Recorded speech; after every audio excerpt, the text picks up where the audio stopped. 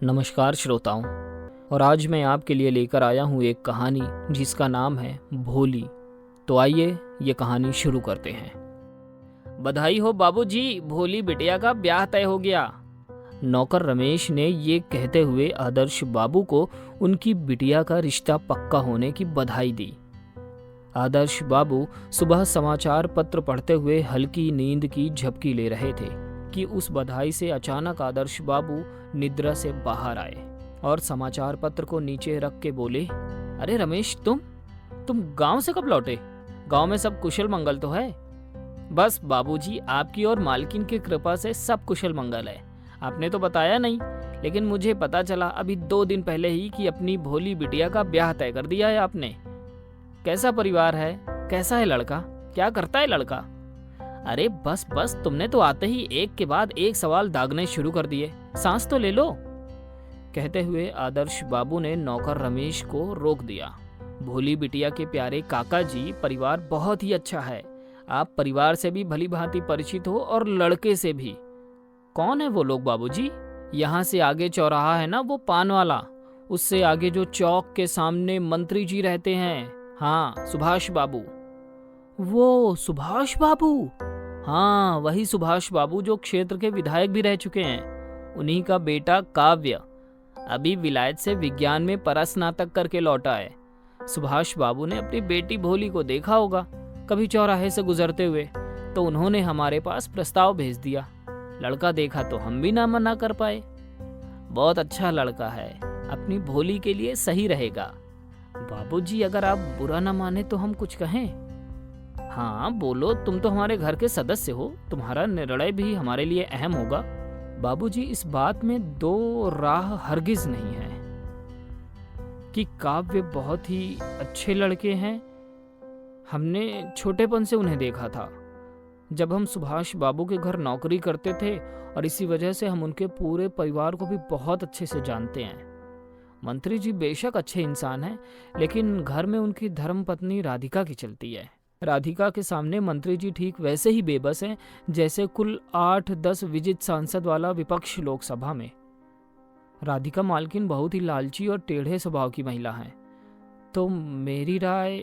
आदर्श बीच में बात काटते हुए बोले, रमेश, तुम परेशान मत हो। रिश्ता पक्का करने राधिका भाभी भी सुभाष बाबू के साथ आई थी और उन्होंने आश्वस्त किया कि भोली वहां खुश रहेगी। अरे रमेश, तुम कब आए? और आते ही क्या बातचीत करने लगे दोनों? अचानक से शोभा, जो कि आदर्श बाबू की धर्मपत्नी थी, उन्होंने दोनों की वार्तालाप में विघ्न डाला। शोभा, हमारे रमेश को भोली बिटिया की चिंता लगी है।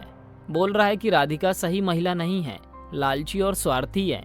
देखिए जी, हमें भी इस बात का डर है। अभी तो रिश्ता पक्का किया है, आगे कोई नाजायज मांग कर दी तो हम कहाँ से उनकी मांगे पूरी कर पाएंगे? और फिर मांगों का कोई अंत नहीं होता। क्या भरोसा, कल अगर भोली को इन्हीं मांगों को लेकर परेशान करने लगें तो? उनकी तो पहुंच भी बहुत है। आप क्या नीतिपरक तरीकों से चलने वाले ईमानदार बड़े बाबू, आपकी ईमानदारी की वजह से आज हम इस छोटे से मकान में ही पूरी उम्र गुजार बैठे, और आपके दफ्तर के छोटे से छोटे बाबू के आलीशान घर पर घर बन गए। बस करो शोभा, विषय मेरी ईमानदारी नहीं, विषय है भोली के भविष्य का। और मुझे सुभाष बाबू पर भरोसा है, वो हमारी भोली को अपनी बेटी की तरह ध्यान रखेंगे। आप दोनों बेकार के विचार विमर्श में अपना समय न बर्बाद करें और जाकर भोली को उठाएं, उसको कॉलेज भी जाना है। भोली बिटिया, अरे ओ भोली बिटिया, उठ। अरे बिटिया उठ, कॉलेज नहीं जाना क्या? भोली को उठाते हुए रमेश भोली से बोलते हैं, अरे काका, आप गांव से कब आए? इतना कहकर उत्साही भोली झट से नींद से उठ गई। भोली और रमेश का एक दूसरे से गहरा लगाव था। भोली के लिए रमेश कोई नौकर ना होकर उसके सगे काका से भी बढ़कर थे। आज ही आया बिटिया, तू फटाफट पहले तैयार होकर कॉलेज जा, फिर शाम को दोनों काका भतीजे बैठकर खूब गप्पे मारेंगे। हाँ काका, आपसे ढेर सारी बातें करनी है, शाम को करती हूँ। आज कॉलेज जाना भी जरूरी है, वरना छुट्टी कर लेती। परीक्षा फॉर्म जो भरे जा रहे हैं। कोई बात नहीं बिटिया, पहले पढ़ाई देखो। भोली वाणिज्य में स्नातक पाठ्यक्रम में 2य वर्ष की विद्यार्थी थी। भोली यथा नाम तथा गुण वाली कन्या थी। भोले स्वभाव के चलते उसका नाम रमेश ने ही भोली रख दिया था। यथार्थ में उसका नाम स्नेहा था। भोली बचपन से ही बड़ी मेधावी थी और कक्षा में हमेशा अव्वल आती थी। बसंत ऋतु में आने वाली बहार भोली के चेहरे पर और हमेशा से हर ऋतु में अनुभव की जा सकती थी। भोली तैयार होकर नाश्ता करके कॉलेज के लिए निकल जाती है, लेकिन आदर्श बाबू के मन में रमेश और शोभा वाला संशय घर कर रहा था। और आखिर क्यों ना करता? रमेश यहाँ से पहले 10 साल सुभाष बाबू के यहाँ काम करके आया था, तो उससे बेहतर उनके परिवार के किरदारों का चरित्र चित्रण स्वयं वही लोग कर सकते थे, अन्य कोई नहीं। क्योंकि कहते हैं इंसान का सबसे अच्छा मूल्यांकन करता वो स्वयं होता है। स्वयं को आप जितने अच्छे से जानते हो, शायद ही कोई हो जो आपको उससे बेहतर पहचान सके। लेकिन फिर भी आदर्श बाबू खुद के मन को एक दिलासा, एक सांत्वना देने में लगे थे कि भोली के भाग्य पर ये अंधकार कभी हावी नहीं हो सकता। आखिर ईश्वर ने बेटी दी है तो कुछ अच्छा ही सोचा होगा। वो ऐसा सोच ही रहे थे कि अचानक दरवाजे पर किसी की दस्तक होती है। अरे रमेश, देखना तो कौन है दरवाजे पर। आया बाबूजी। रमेश दरवाजा खोलते हैं तो सामने सुभाष बाबू और उनकी धर्मपत्नी राधिका को खड़ा पाते हैं। अरे रमेश, तुम कब आए गांव से? मालिक आज ही आया सुबह। आइए, अंदर आइए। कौन है रमेश दरवाजे पर? इससे पहले कि रमेश अपनी बात पूरी कर पाता, सुभाष ने रोकते हुए कहा, आदर्श बाबू, हम और हमारी धर्मपत्नी राधिका आए हैं। आदर्श बाबू नंगे पैर ठीक उसी तरह दरवाजे की तरफ दौड़ पड़ते हैं जैसे द्वारिकाधीश अपने परम मित्र सुदामा के लिए दौड़े थे। फर्क बस इतना था कि आदर्श बाबू का घर उतना बड़ा नहीं था और दूसरा, यहाँ आदर्श बाबू सुदामा थे और सुभाष बाबू द्वारिकाधीश। अहो भाग्य हमारे, अंदर आइए सुभाष बाबू। भाभी जी, अंदर आइए। अरे सुनती हो शोभा, सुभाष बाबू और राधिका भाभी आए हैं। इतना कहकर आदर्श सुभाष और राधिका को अतिथि कक्ष में बिठा देते हैं। वहीं शोभा भी आ जाती है, लेकिन शोभा के मुख मंडल पर चिंता की लकीरें साफ साफ देखी जा सकती हैं। आखिर चिंतित हो भी क्यों ना? बिना किसी पूर्व सूचना या निमंत्रण के भोली के भावी सास ससुर उनके गरीब खाने में जो पधारे थे। आदर्श ने रमेश की तरफ इशारा करते हुए कहा, अरे रमेश, जरा सुभाष बाबू और भाभी जी के लिए जलपान की व्यवस्था तो करो। तभी सुभाष ने रमेश को रोकते हुए कहा, अरे रुको रमेश, हम यहाँ जलपान करने नहीं, कुछ जरूरी बात करने आए हैं। शोभा आदर्श बाबू की ओर चिंतापूर्ण दृष्टि से देखने लगती है। आदर्श बाबू के चेहरे पर भी एक अजीब सी चिंता स्पष्ट जान पड़ रही थी। शायद रमेश ने जो चिंता व्यक्त की थी वो सही तो नहीं। ऐसा सोचते हुए आदर्श सुभाष को कहते हैं, हाँ जी बताइए सुभाष बाबू, आखिर ऐसी क्या बात है जिसके लिए आपने स्वयं कष्ट किया आने का? अजी कष्ट कैसा, ये बात तो बताने हमें स्वयं आना ही था। वैसे भोली नहीं नजर आ रही कहीं? वो भोली अपने कॉलेज गई है सुभाष बाबू, आज उसके परीक्षा फॉर्म भरे जाने ना, इसलिए।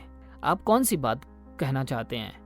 आदर्श बाबू, पंडित जी ने अगले महीने की 25 तारीख शादी के लिए उपयुक्त बताई है। बता रहे थे अच्छा मुहूर्त है उस दिन। उसके बाद सीधा 3 महीने बाद का मुहूर्त है। बाकी आप और भाभी जी बताएं कि आप क्या सोचते हैं। सोचना क्या सुभाष बाबू, शादी तो करनी ही है, लेकिन इतनी जल्दी सब व्यवस्था कैसे होगी?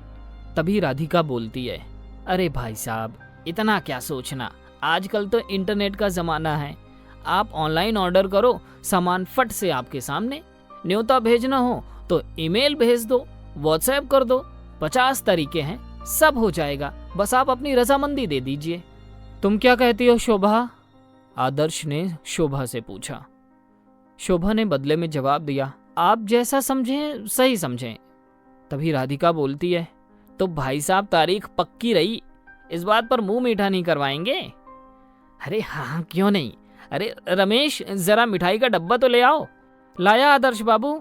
इसी के साथ भोली बिटिया का काव्य के साथ विवाह की तिथि अगले माह की 25 तारीख सुनिश्चित कर दी जाती है। आदर्श पर चलने वाले आदर्श बाबू के सामने अब जो दिक्कत स्पष्ट थी वो थी इंतजामात समय पर करने की और पैसों की। पैसों के लिए आदर्श बाबू ने अपने विभाग के अधिकारी से कुछ 4 लाख रुपया उधार लिया।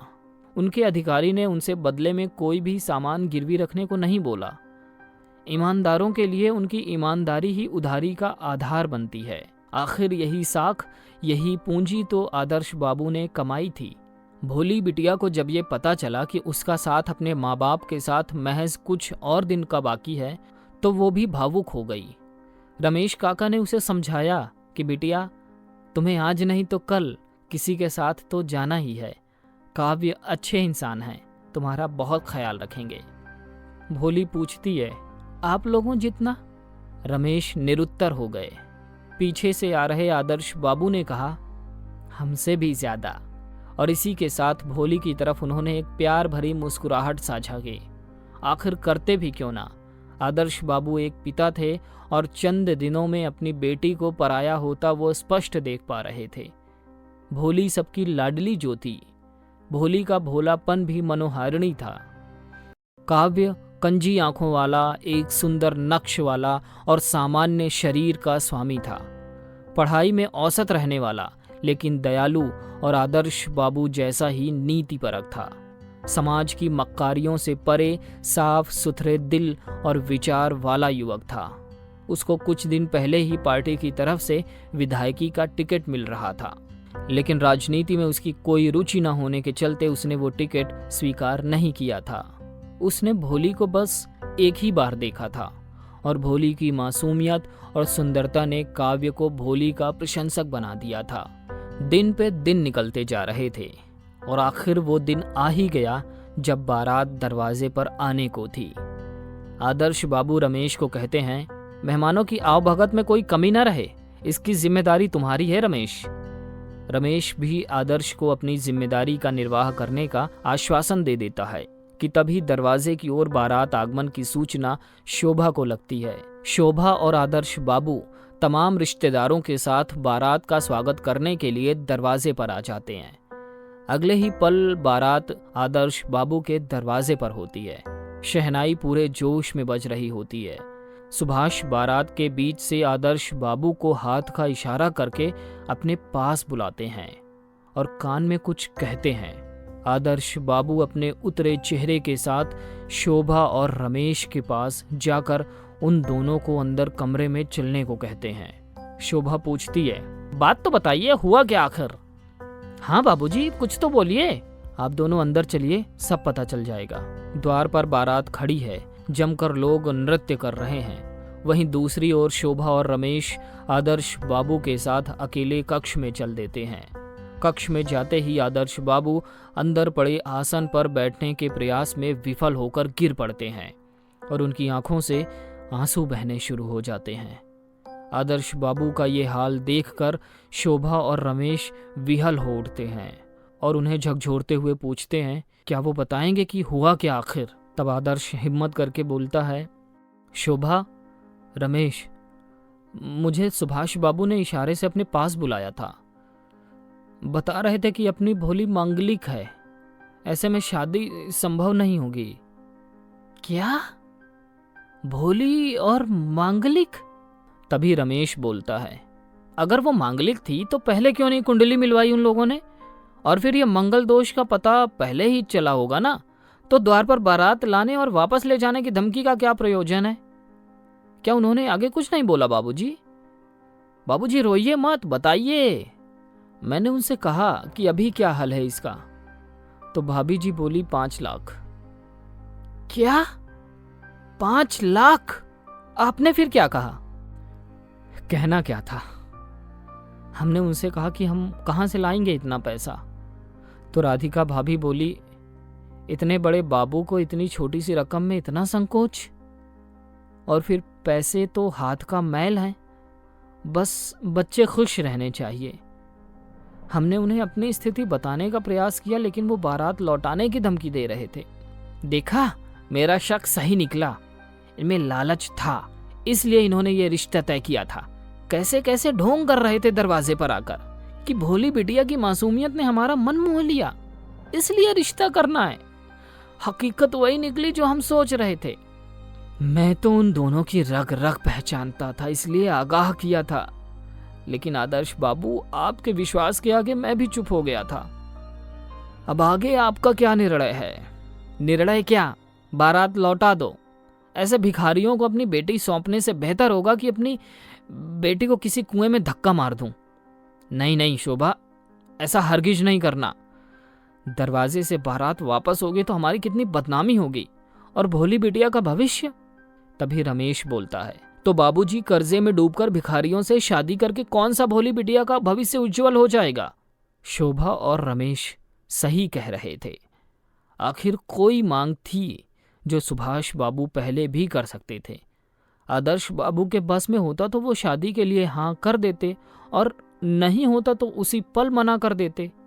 लेकिन दरवाजे पर बारात लाकर मांग करना, ये सब सुभाष बाबू के नेतागिरी के पैंतरे थे, जो अब कई जिंदगियों को तबाह करने जा रहे थे। सुभाष बाबू बहुत अच्छे से जानते थे कि आदर्श बाबू अपनी इज्जत की खातिर जान तक दे सकते हैं।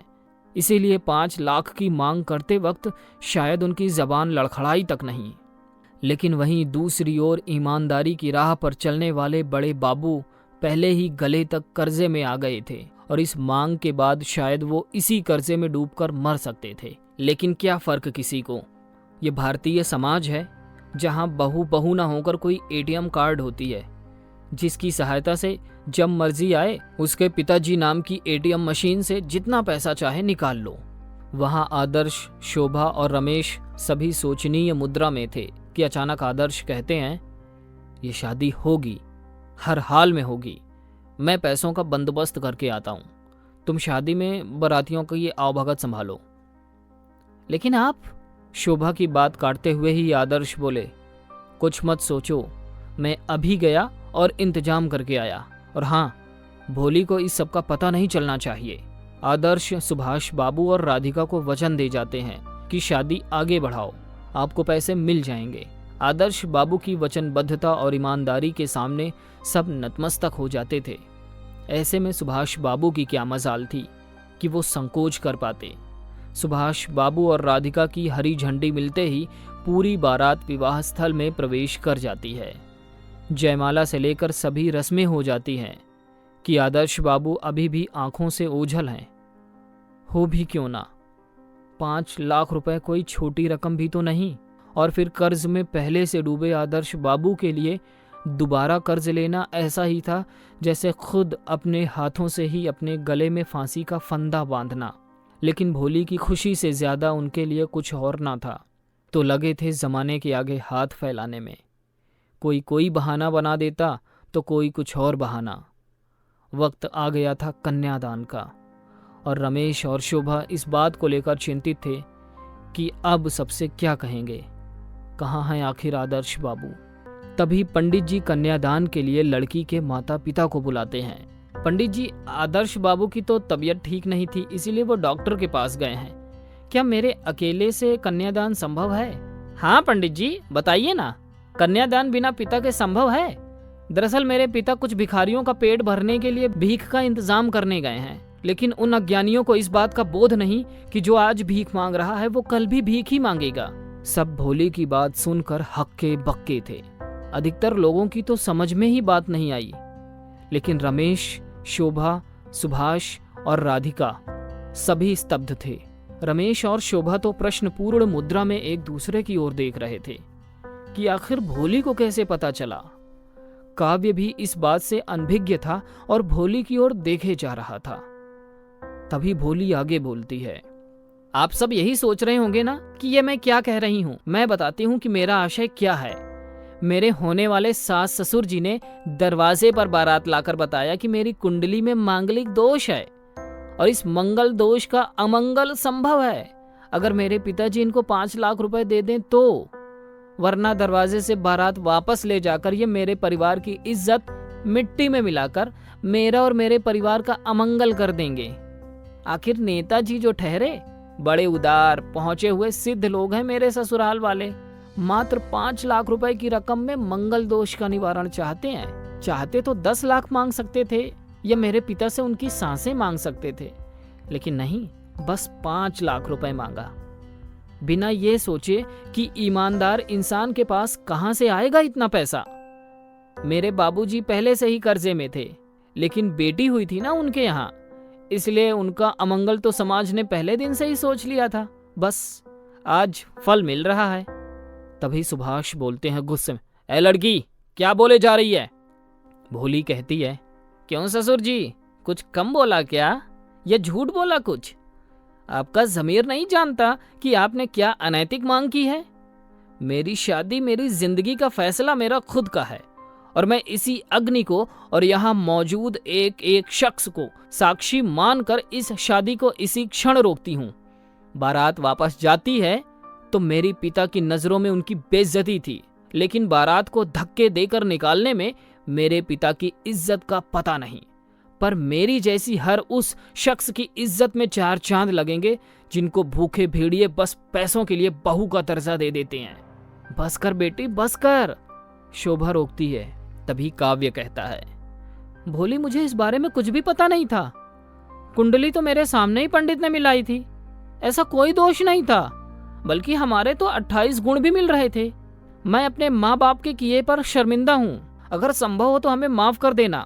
सुभाष और राधिका क्रुद्ध हुए काव्य की तरफ देख रहे थे कि अचानक विवाह स्थल में हंगामा मच जाता है।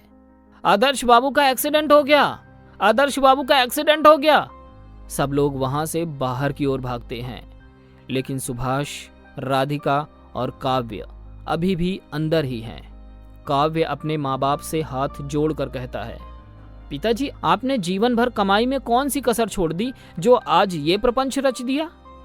आज आप दोनों की वजह से आदर्श काका मौत के मुंह के पास पहुंच गए हैं। उन्हें कुछ भी हुआ तो आपका मेरा संबंध भी खत्म। और इतना कहकर काव्य भी बाहर की ओर भागता है। राधिका काव्य को रोकने का बहुत प्रयास करती है, लेकिन विफल हो जाती है। अतः सुभाष और राधिका भी बाहर की ओर चले जाते हैं। बाहर आदर्श बाबू लहूलुहान पड़े होते हैं।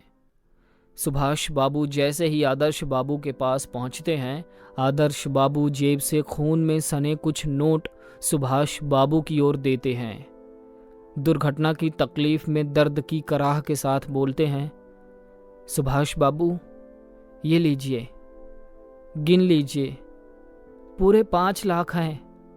अब रिश्ता मत तोड़िएगा।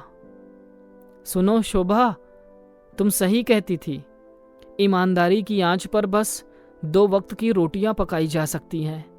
मैंने अपना घर, दफ्तर के छोटे बाबू को गिरवी रख दिया। मुझे माफ कर देना। भोली की शादी में कोई कसर। और इसी के साथ आदर्श बाबू गहरी बेहोशी में चले जाते हैं। सुभाष बाबू आनन फानन में अपने प्रयासों से तत्काल आपात चिकित्सीय सेवा आदर्श बाबू को उपलब्ध कराते हैं। वहां राधिका और काव्य भोली और उसकी मां को संभालते हैं। शोभा भोली से पूछती है कि आखिर उसे ये सब कैसे पता चला था। भोली बताती है कि जब बाबूजी आप और रमेश काका इस विषय पर बात कर रहे थे, मैं उसी कमरे के बराबर वाले कमरे में थी और खिड़की नज़दीक होने के चलते मैंने आपकी एक एक बात सुन ली थी।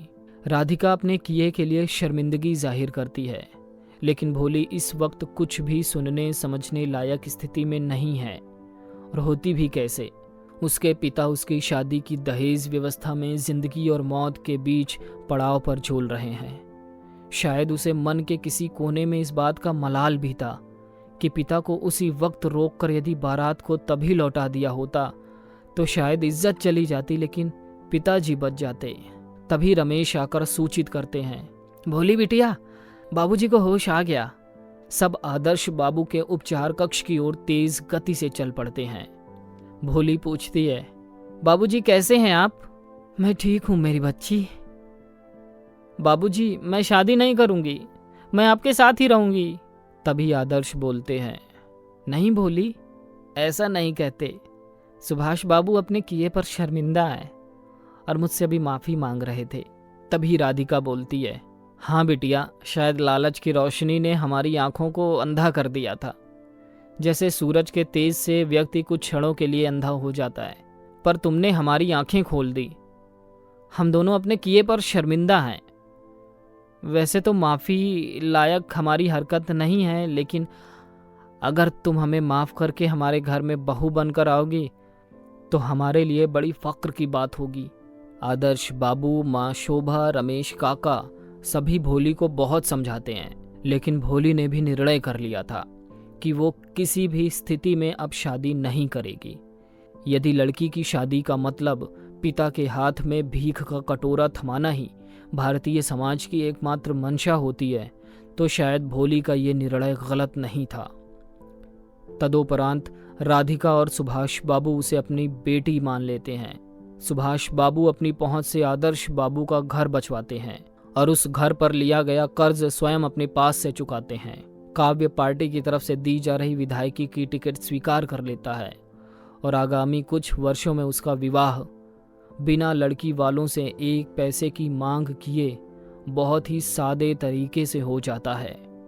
भोली अब पुलिस में अधिकारी पद पर चयनित हो जाती है, लेकिन भोली आज भी अपने निर्णय पर कायम है। उसने कभी भी शादी का सपने में भी नहीं सोचा। भोली न जाने कितनी भोली के जीवन में अपनी कमाई से रंग भरती जा रही है। शायद बेटी का बाप होना लालची समाज में किसी अभिशाप से कम नहीं होता है। भोली जीवन के यथार्थ को भली भांति समझ गई है। उस घटना ने भोली को सच में बड़ा कर दिया था। आप सुन रहे थे आज की कहानी भोली। मेरा नाम है आरजे दीपक।